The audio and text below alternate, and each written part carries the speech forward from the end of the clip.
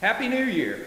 If you followed the Iowa Beef Center at all for the last 11 to 12 years, Dr. Lloyd needs no introduction.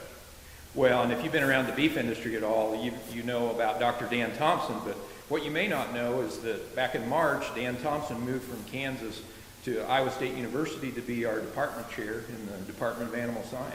Yep, great to be here. Though it's not our typical Feedlot Friday, we got to talking, and the industry has seen a bunch of changes over the last decade.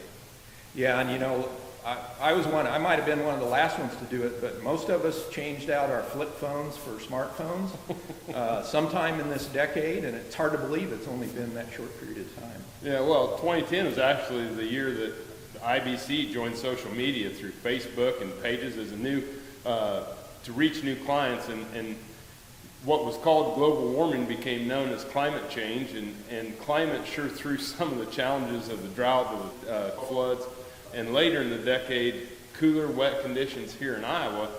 And you know, you just can't forget about the polar vortex ratio. Yeah, and we did a feedlot short course the very next day. You know, renewable energy gained momentum as the wind turbines started to pop up across the landscape, and that rapid expansion of the ethanol industry, which kind of fueled a renewal in cattle feeding here in Iowa, slowed down a little bit.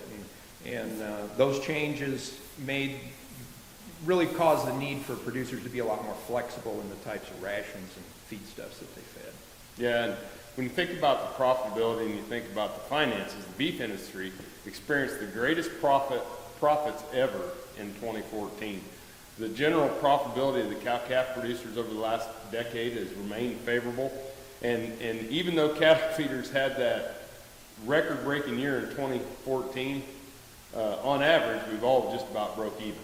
On average, we all tend to break even. That seems to be the economics in the beef industry.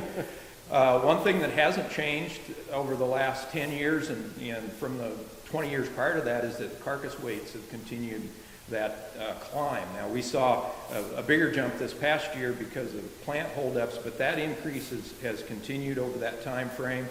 It's something that we've kind of learned to live with. Yeah, and you know, looking forward, what's it look like in the next decade? Who knows? You know, will smart technologies and cloud technologies cause data revolutions in agriculture? Will the cattle cycle ever be the same as the last one? Will carcass weights continue to climb, or will they moderate and start to flatten out? The other question, you know, we get a lot is, now will prime become the new choice? And who knows, as we're hitting new targets and better quality cattle and better genetics, but no one knows for what's going to happen in the future, except that we do know we will see change. Yeah, that's right. And you know, in the last decade, we saw a lot of change, and it changed us, especially the last year. But you know, where there's change, there's opportunity, and we'll adapt, and I think we'll be more resilient as we go to the future. We need to embrace the change. Yeah, I couldn't have said it better myself, Dan. And you know, thanks for letting us ramble on, and Happy New Year to you and your family. Happy New Year to everyone. Let's look for a great 2021.